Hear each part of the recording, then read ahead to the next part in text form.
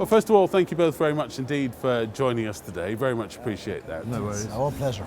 So, Paediatrics Day, why have a Paediatrics Day?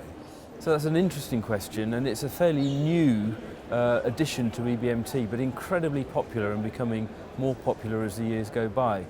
Paediatrics is actually very different from adult transplantation, and when you have a program where different talks are scattered through the meeting, you may find that talks that you wanted to hear you miss because you didn't realise they were on at the same time.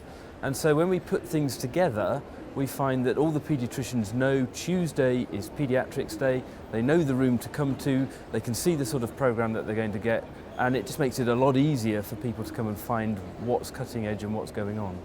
Yeah, that's true, and it also offers us the possibility to visit other important meetings, so which are specialized for GVHD, let's say, or for minimal residual disease, for novel cellular therapies, but having not exclusively being designed for pediatrics. So. Absolutely. So you've both been doing sessions this morning. How have the sessions gone? What's the feedback, reaction been to Paediatrics Day so far? I think the first thing to say is the room has been full and overflowing, and that kind of speaks for itself. And we see the same people coming back time and time again, so they know what they want, they know where to come, and they know what they're going to get. But we also see new people coming in as well, and we've had extremely good quality talks, very good speakers, and very good questions, so the audience are engaged with what's happening. Now, you said there are differences in the field between children and adults. What are some of those differences? Okay, just imagine, so childhood and adolescence lasts from birth till 18, maybe even in the young adult age. So children are 2 years old, weighing 10 kilos, are 10 years old, developing puberty, developing adultness, so to speak. And then you see there are huge differences with regard to their metabolism, with regards to their ability to stand toxicity, with regard to developing side effects, and also how their immune system is developing. So for every age group, different needs to be considered. And these are things only pediatricians could really know about.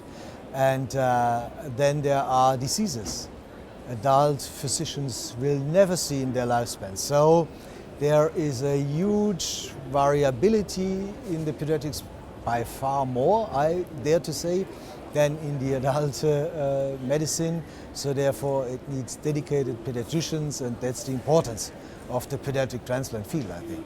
And how advanced do you think the paediatric division of this field is? Well, actually, I always like to say that the first transplant that happened in Europe was in a child. Right. So we're right at the beginning of the field, and today we are learning that the first ever licensed gene therapy, which happened on Friday, is for paediatric disease. So we were there right at the beginning, and we're driving the field forward. Yeah, so I may say even, so there are many influences for the field coming out of the pediatric teams. We are proud on that, we may say. Absolutely. And for this I'd like to mention that during yesterday's presidential symposium, for example, 3 contributions have been coming from the pediatric teams. Marvellous. So my final question is, in terms of how important is education? In a meeting like this, there's big onus on education, but how important is education? So it is, it's our mission.